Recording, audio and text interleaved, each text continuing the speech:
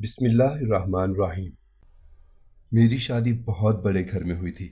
جب شوہر کمرے میں آیا تو اس نے منہ دکھائی کی جگہ ایک پھٹا ہوا سوٹ اور ایک کشکول میرے سامنے رکھ دیا۔ کہنے لگا، یہ ہمارے خاندان کا رواج ہے کہ چھوٹی بہو پہلا بچہ ہونے تک بھیک مانگتی ہے، اور اگر تم نے انکار کیا تو اس کی ذمہ داری تمہارے اپنے سر ہوگی۔ یہ سن کر ساتوں آسمان مجھ پر گر گئے تھے۔ یہ کوئی نہیں جانتا تھا کہ روز میں اس عالیشان گھر سے منہ چھپا کر بھیک مانگنے نکلتی اور رات کو ملکہ کی طرح بیڈ پر سوتی۔ ایک دن میرے سر میں درد تھا، میری آنکھ نہیں کھلی اور میں بھیک مانگنے نہیں گئی۔ تھوڑی ہی دیر گزری تھی کہ یہ دیکھ کر میری سانسیں رکنے لگیں۔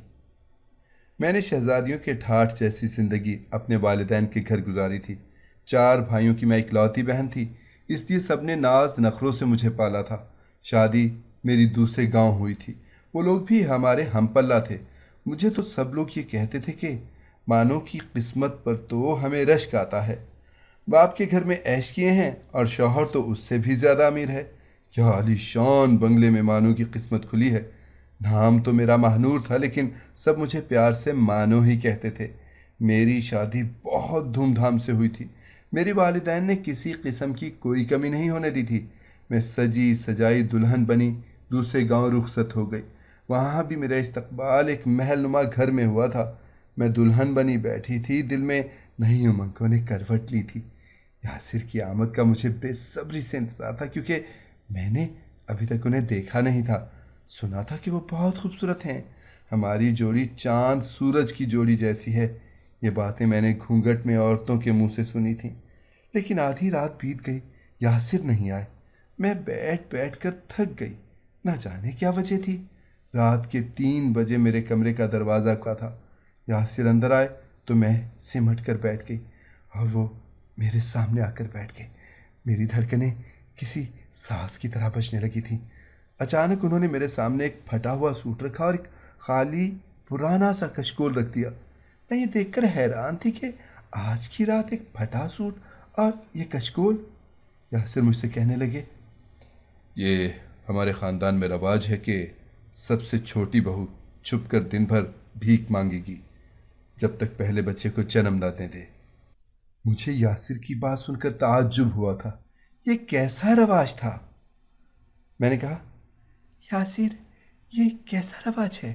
میں کیسے بھیک مانگ سکتی ہوں؟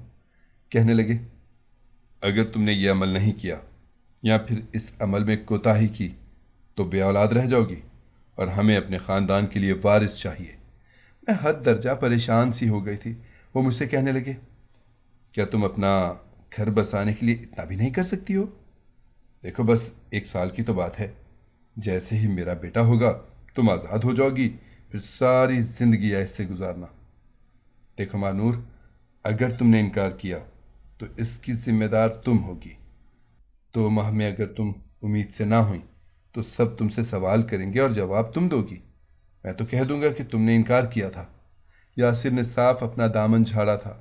میں نے آج تک کبھی میلا جوڑا نہیں پہنا تھا، کبھی کسی کے سامنے ہاتھ نہیں پھیلایا تھا، اور بھیک مانگنا، میرا تو سن کر ہی دل بیٹھنے لگا تھا۔ میں تو مزار پر بھی کبھی جاتی تھی تو وہاں کی فقیریوں کو دیکھ کر ناگواری سے رخ بدل لیتی تھی، اور خود ایک ایسی زندگی گزارنا، بے شک سال کے لیے ہی صحیح، لیکن 1 سال کون سا کم ہوتا ہے۔ میں چپ سی گم سم بیٹھی رہی۔ یاسر میری تعریفیں کرتے رہے، مجھ سے محبت کا اظہار بھی کیا، لیکن میرا ذہن بس اسی بات میں الجھا رہا کہ میں کیسے بھیک مانگ سکتی ہوں۔ صبح ہوتے ہی فجر کی نماز کے فوری بعد مجھے یاسر نے کہا، تم خاموشی سے کچکول لے کر اور کپڑے بدل کر گھر سے نکل جاؤ، اور ہاں، گاؤں میں یہ کسی کو پتہ نہ چلے کہ تم بھیک مانگنے کے لیے مزار پر جاؤ گی، اور نہ ہی اپنے گھر میں کسی سے اس بات کا ذکر کرو گی۔ یاسر نہیں چاہتے تھے کہ ہماری اولاد نہ ہو۔ میں نے نہ چاہتے ہوئے بھی شادی کی اگلی صبح ہی فقیرنی والا جوڑا پہنا اور خود کو چادر میں لپیٹ کر گھر سے باہر نکل گئی۔ کشکول بھی میں نے چادر میں چھپا رکھا تھا۔ میری آنکھوں میں آنسو تھے۔ میں نے تو کبھی خواب میں بھی نہیں سوچا تھا کہ میں اس طرح سے اپنی شادی کے اگلے ہی دن ایک فقیرنی کا روپ دھار لوں گی، جبکہ میں اپنے جہیز میں لاکھوں کا زیور اور ایک سے بڑھ کر ایک جوڑا لے کر آئی تھی۔ لیکن شاید میرے نصیب میں یہ سب استعمال کرنا نہیں لکھا تھا۔ چلتے چلتے میں گاؤں سے باہر جانے والے راستے پر نکل آئی۔ ایک سڑک کنارے خاموشی سے بیٹھ گئی۔ مجھے سمجھ نہیں آ رہا تھا کہ مجھے اس سے آگے کیا کرنا ہے اور میں رات تک کا وقت کیسے گزاروں گی۔ اتنے میں پاس سے گزرتی ہوئی ایک گاڑی نے میرے سامنے رک کر کچھ نوٹ ڈالے اور چلی گئی، اور پھر دن بھر یہی سلسلہ چلتا رہا۔ میں روتی ہوئی جہاں بیٹھ گئی تھی وہیں میرے آگے نوٹوں کا اچھا خاصا ڈھیر لگتا گیا۔ میں رات تک اسی جگہ بیٹھی رہی، اور جیسے ہی مغرب کے بعد اندھیرا پھیلنے لگا میں واپس گاؤں سے ہوتی ہوئی حویلی واپس آئی اور خاموشی سے سب کی نظروں سے بچ بچا کر اپنے کمرے تک پہنچ گئی۔ میرے شوہر یاسر کے گھر والے تو شہر میں رہتے تھے اور وہ سب بارات میں شامل ہونے کے بعد شہر چلے گئے تھے، اور حویلی میں بس نوکر اور یاسر ہی موجود تھے۔ لیکن وہ نوکر بھی نہیں جانتے تھے کہ میں دن بھر حویلی میں نہیں ہوں۔ میں نے سوچا میں کسی بھی طرح یاسر کو اس بات کے لیے راضی کر لوں گی کہ وہ مجھ سے بھیک منگانے کا کام نہ کرے، کیونکہ میں نے سارا دن جس طرح گزارا تھا وہ میرے لیے ناقابل بیان تھا۔ رات کو جیسے ہی یاسر کمرے میں آئے تو انہوں نے فوراً ہی مجھ سے پورے دن کے بارے میں پوچھا، تو میں نے انہیں بتا دیا۔ میں نے پورا دن ایک سڑک کے کنارے بیٹھ کر بھیک جمع کی ہے۔ میں یاسر کے کندھے سے لگ کر رو رہی تھی، لیکن یاسر نے مجھے بہت پیار سے سمجھایا۔ دیکھو میری جان، حالات کی خاطر تو کوئی بھی عورت کسی بھی حد تک جا سکتی ہے، یہ تو بس معمولی سی بات ہے۔ میں نے یاسر سے کہا، یاسر مجھے اولاد کی اتنی جلدی نہیں ہے، لیکن میں اس طرح سڑک پر نہیں بیٹھ سکتی۔ یاسر نے سختی سے کہا، مجھے اس حویلی کا وارث چاہیے، اور اگر شادی کے پہلے سال میں مجھے تم اولاد نہ دے پائیں تو مجبوراً مجھے تمہیں چھوڑنا پڑے گا، کیونکہ یہی ہمارے خاندان کا رواج ہے۔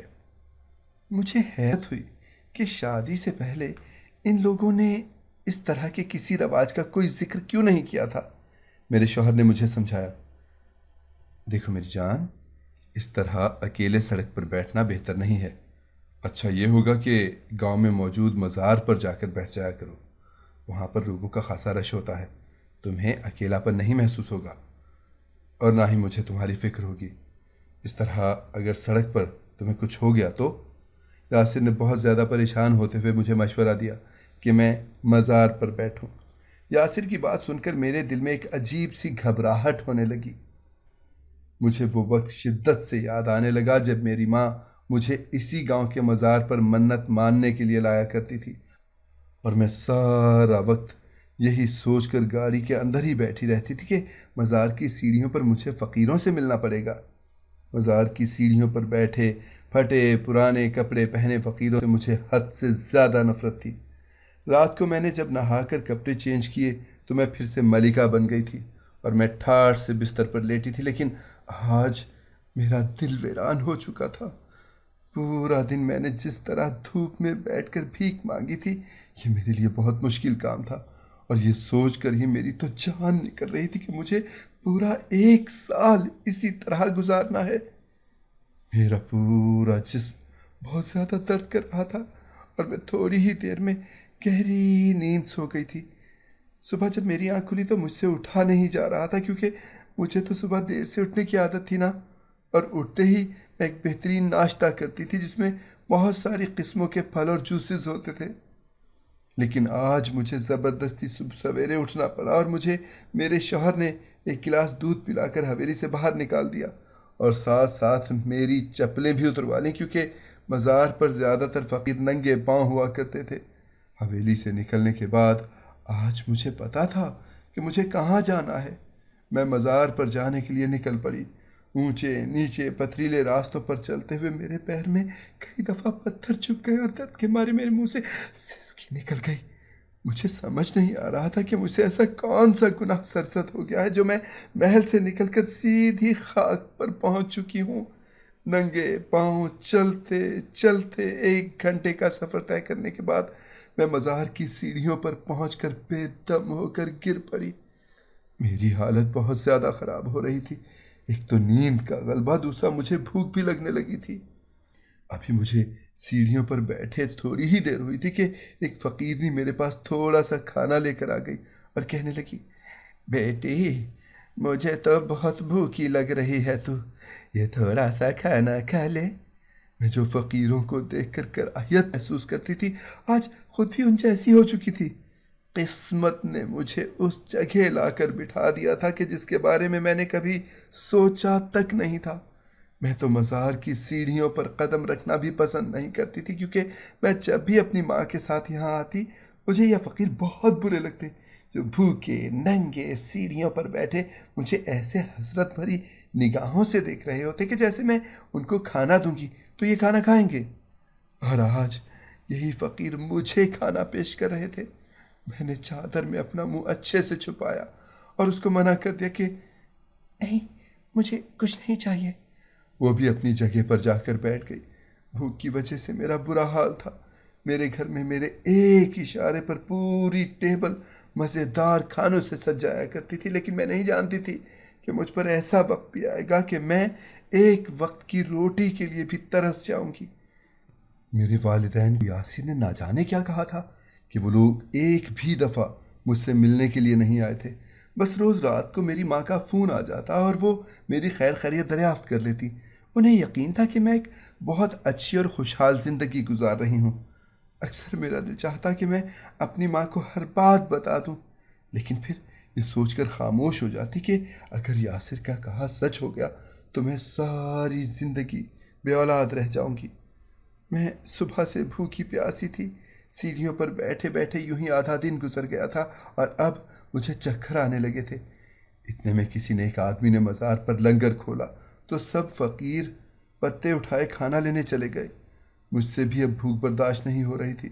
بہت مجبوری کے عالم میں نے بھی ایک بڑا سا پتا ہاتھ میں اٹھایا اور فقیروں کے ساتھ ہی لائن میں لگ گئی۔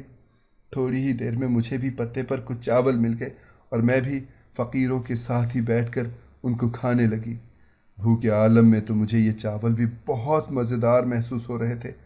اللہ نے مجھے آج ان فقیروں کی برابری میں لا کر بٹھا دیا تھا جن سے کبھی میں بلند ہونے کے احساس میں ملنا بھی پسند نہیں کرتی تھی۔ جیسے جیسے دن بڑھتا جا رہا تھا، مزار کی سیڑھیوں پر تپتی ہوئی دھوپ نے ڈیرے ڈالنے شروع کر دیے تھے اور اب دھوپ کی شدت مجھ سے برداشت نہیں ہو رہی تھی۔ اے سی کمروں سے نکل کر اے سی گاڑی میں بیٹھنے والی مانور آج تپتے سورج کے نیچے بے آسرا بیٹھی ہوئی تھی۔ اپنا گھر بسانے کی خواہش میں نے سب کچھ پیچھے چھوڑ دیا تھا۔ میرے پاس آج بھی دولت کی کوئی کمی نہیں تھی، لیکن میری قسمت نے ایسا پلٹا کھایا تھا کہ اتنی دولت اور جائیداد کی مالک ہونے کے باوجود بھی میں فقیروں سے زیادہ بدتر حالت میں آ گئی تھی۔ سارا دن اسی طرح کشکول اٹھائے گزارنے کے بعد جب میں رات کے وقت گھر پہنچی تو یاسر کے گھر کی نوکرانی مجھے عجیب عجیب نظروں سے گھورتی۔ مجھے لگ رہا تھا کہ اسے شاید میری حرکتوں پر شک ہو گیا ہے۔ میں نے کئی دفعہ یہ بات یاسر سے بھی کہی، لیکن یاسر نے اسے میرا وہم قرار دیا تھا۔ میں امید سے ہو چکی تھی، لیکن اس کے باوجود بھی مجھے مسلسل بھیک مانگنے کا عمل جاری رکھنا پڑا تھا، کیونکہ یاسر کے خاندان کے رواج کے مطابق بچے کی پیدائش تک مجھے اسی طرح بھیک مانگنی تھی۔ ایسی حالت میں تو میرے لیے مزار کی سیڑھیوں پر بیٹھنا اور بھی مشکل ہو چکا تھا، لیکن میں اپنی آنے والی اولاد کے لیے کسی بھی حد تک جا سکتی تھی۔ میں دن بدن نڈھال ہوتی جا رہی تھی۔ اب تو مجھے مزار پر بیٹھے فقیروں سے کوئی کراہیت بھی محسوس نہیں ہوتی تھی، کیونکہ پچھلے کئی مہینوں میں خود بھی ان جیسی ہی ہو چکی تھی۔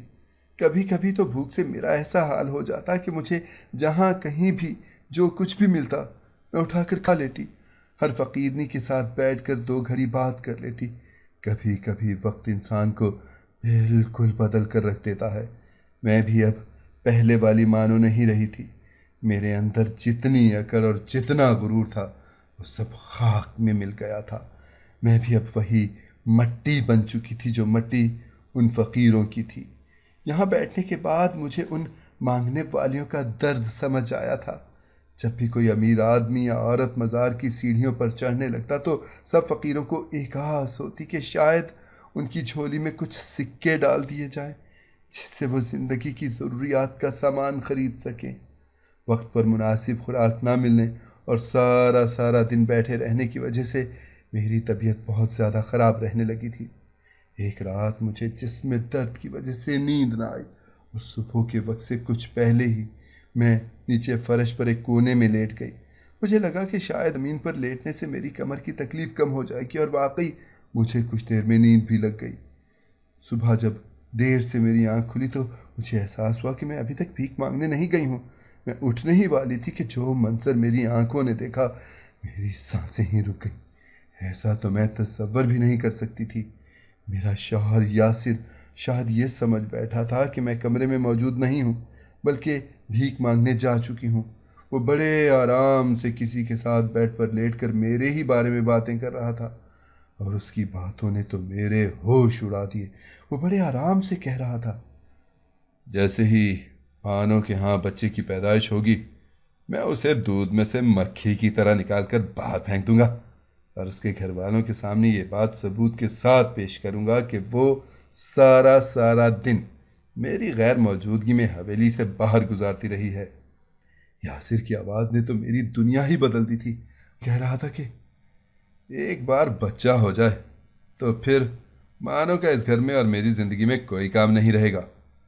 مانو جیسی بیوقوف عورت میں نے آج تک نہیں دیکھی ہے۔ پاگلوں کی طرح روز صبح پھٹے پرانے کپڑے پہن کر اور کشکول اٹھا کر میرے کہنے پر گھر سے نکل جاتی ہے۔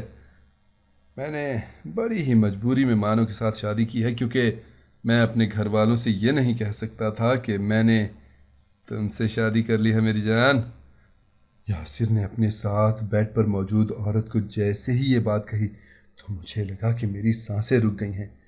یاسر مجھے دھوکہ دے رہا تھا، اور وہ بھی اس حد تک کہ اس نے مجھے فقیر نہیں بنا چھوڑا تھا، صرف اس لیے کہ وہ صحیح وقت آنے پر اپنے گھر والوں کے سامنے اور میرے گھر والوں کے سامنے مجھے غلط ثابت کر سکے۔